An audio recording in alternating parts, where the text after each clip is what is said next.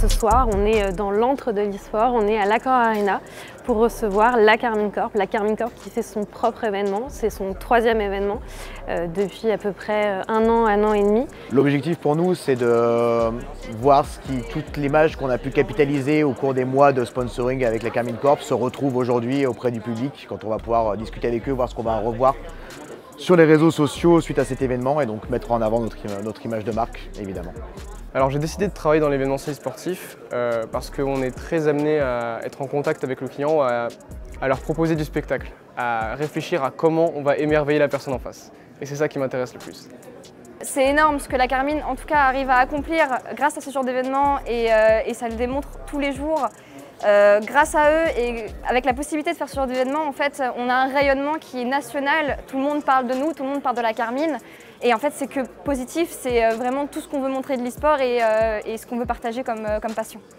Déjà, premièrement, c'est une expérience, c'est une première grosse expérience. Ça permet de tâter le terrain et de voir directement, de rentrer dans le dur de ce que c'est réellement l'événementiel. J'ai pu parler du coup avec le responsable sponsoring de Carmine Corp, avec qui on a pu échanger, j'ai pu apprendre de son expérience.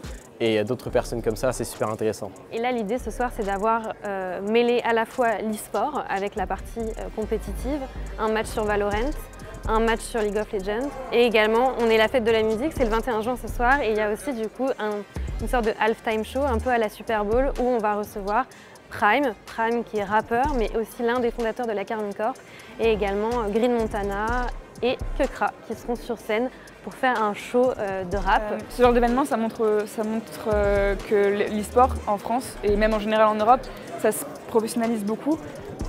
Ça grandit de plus en plus au fil des années et on voit que plein de corps de métier s'y greffent et grâce aux sponsors, grâce aux partenariats, et ça montre que le domaine e-sportif se professionnalise et grandit de jour en jour.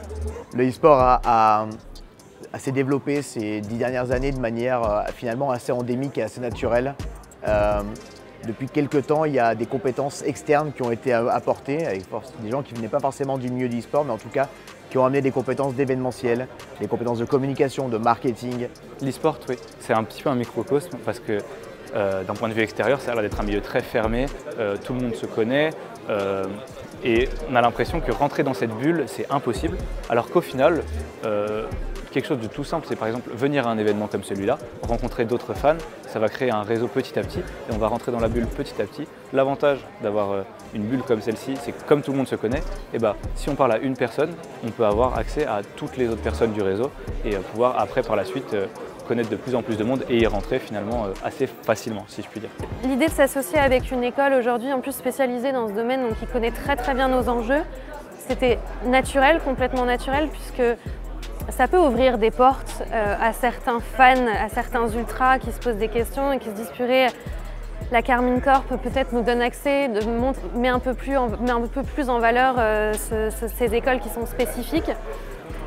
Le lien était assez naturel entre notre communauté, ses besoins, c'est aussi ça, on réfléchit souvent sur quelle est la valeur ajoutée qu'on peut apporter à nos fans.